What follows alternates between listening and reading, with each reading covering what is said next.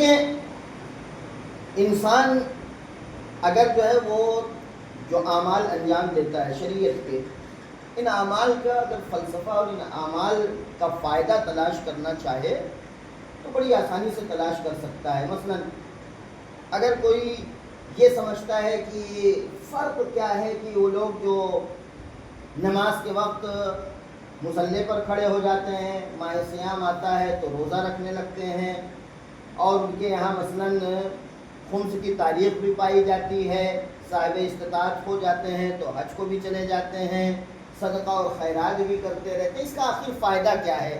اگر یہ سب بچا رہ جائے تو آخر میں ہمیں کام ہی دے گا۔ اگر مثلا ہم نے خمس نہیں نکالا، یہ پیسہ بچا رہ جائے گا تو ہمیں بعد میں کام دے گا۔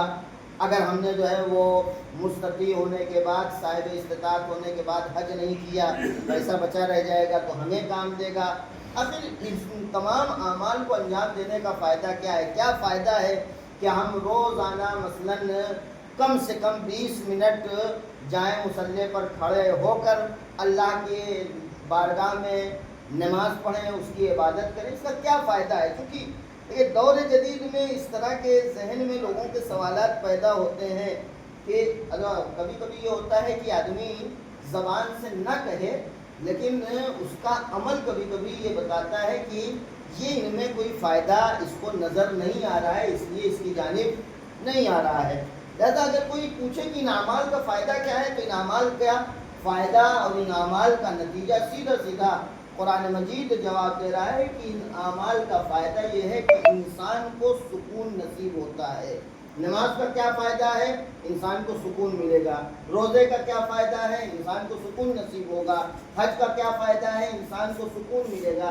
سکون اگر انسان کو چاہیے تو ایمان کی منزل کو انسان طے کرے اور وہ اعمال شریعت کے انجام دے، جن اعمال کے انجام دینے کے بعد انسان کے دل میں ایمان کی منزلوں میں اضافہ ہوتا چلا جاتا ہے۔ کیونکہ ایمان کوئی ایسی چیز نہیں ہے کہ جو سب کے ہاں ایک برابر پائی جائے۔ ایمان کے درجات ہوتے ہیں۔ ایمان جو ہے کسی کے ہاں لو درجے میں پایا جاتا ہے، کسی کے یہاں ہائی درجے میں پایا جاتا ہے، کسی کے یہاں چھوٹا پایا جاتا ہے، کسی کے یہاں بڑا پایا جاتا ہے۔ ایمان کے مختلف درجے ہیں، اسی لیے پروردگار عالم یہ کہہ رہا ہے دیکھو سکون یہ پہلا درجہ ہے، پہلا ثمرہ اور پہلا نتیجہ ہے، پہلا پھل ہے ایمان کا۔ پہلا مرحلہ ہے انسان کے لیے ایمان۔ ایمان کے بعد سکون ملے گا۔ جب سکون ملے گا تب ایمان میں اضافہ ہونا شروع ہو جائے گا۔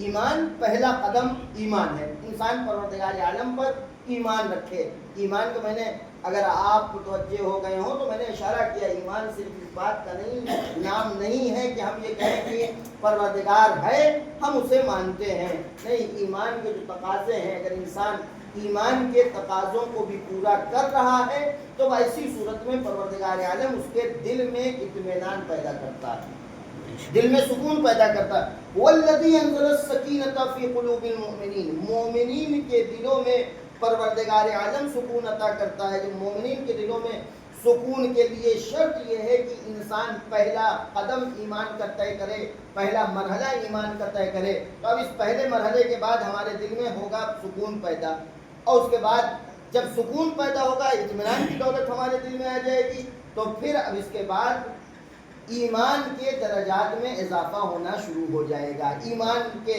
سیڑھیوں میں اضافہ ہونا شروع ہو جائے گا، ایمان کے درجات بڑھنے لگیں گے۔ جب ایمان کا درجہ انسان کے یہاں بڑھنے لگے گا اب فائدہ کیا ہوگا؟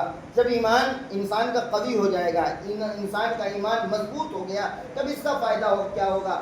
اس کا فائدہ یہ ہوگا انسان کے لیے بیماری سلامتی، انسان کے لیے غریبی مالداری، انسان کے لیے خوشی غم کچھ فرق نہیں کرے گا۔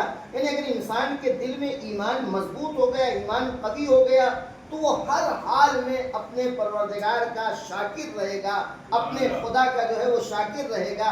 چاہے بیمار ہو تب بھی وہ خدا کا شکر ادا کرے گا، چاہے وہ سلامت رہے تب بھی خدا کا شکر ادا کرے گا، جیب خالی ہو تو بھی خدا کا شکر ہوگا، جیب بھری ہو تو بھی خدا کا شکر ہوگا۔ ایک صلوات پڑھتے ہیں محمد